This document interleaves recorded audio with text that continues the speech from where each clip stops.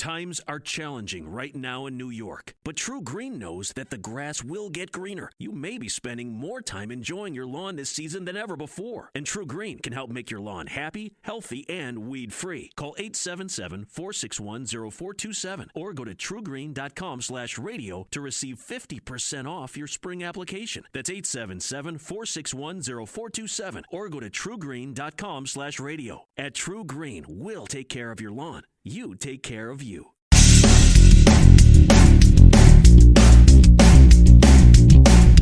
This is No BS Job Search Advice Radio, episode 1793.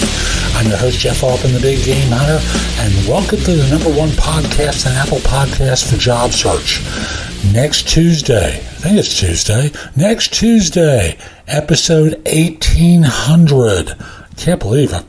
I've done this for 9.5 years now, podcasting for 9.5 years, and now next week, the 1800th episode, and late this year, around the time of the 10th anniversary, it's going to be episode 2000. There are not many shows in total that have 2000 episodes, and no one in the job search space is even close. Now, this show is one about negotiating, and specifically the role of the recruiter in a negotiation, because a lot of you have it all wrong. Hope you find this helpful and give it a great review wherever you listen to the show. I just want to remind you that if you have a question for me, you can ask it at Wizio.com. That's WISIO.com/The Big Game Hunter. And with that, let's get going. What's the role of the recruiter in a negotiation? Well, under the best of circumstances, they're a mediator between your interests and an employer's interest. You mean they don't represent you? Up to a point. Up to a point, they represent you. But they also have to represent the institutional customer who's going to be paying them. You don't pay them. Someone is paying them for the service of identifying an individual to fill a need.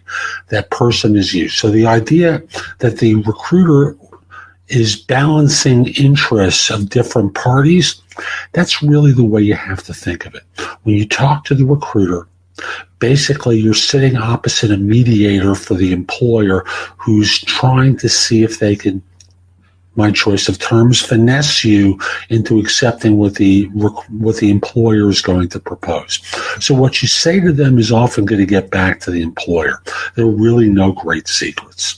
So they don't really negotiate all that hard because you're not paying them.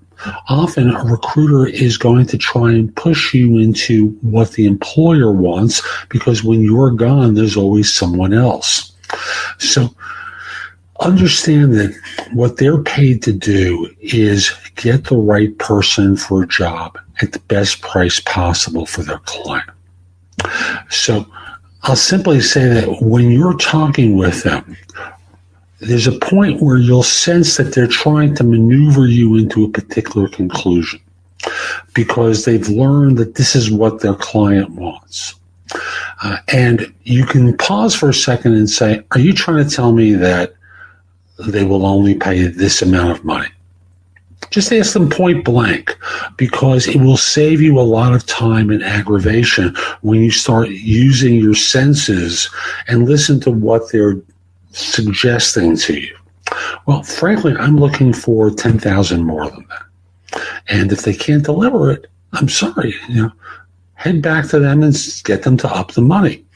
And that saves a lot of time because what you've done very simply is shortcut the manipulation that's going on where they're trying to drive you to a particular number and get you to say yes by taking control. Now, if you're okay with that number, just simply say, I'd like them to do a touch better.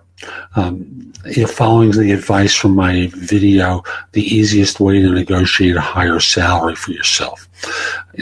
Watch that video on YouTube. It's a good one and will help you in this scenario.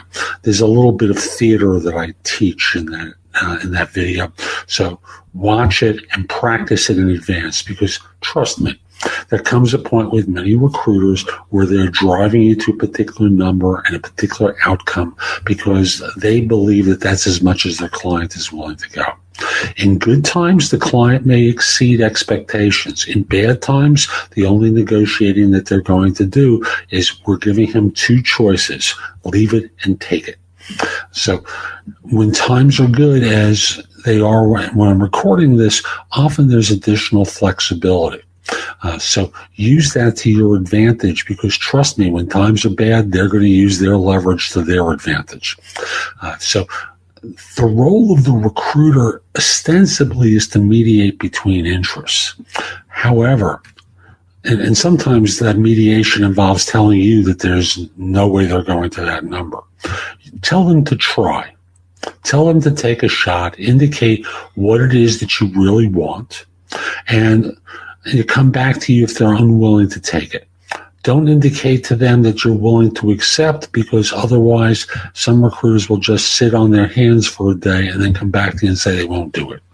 So I'll just say that mediation between parties, but ultimately they don't work for you. They work for the person that pays them.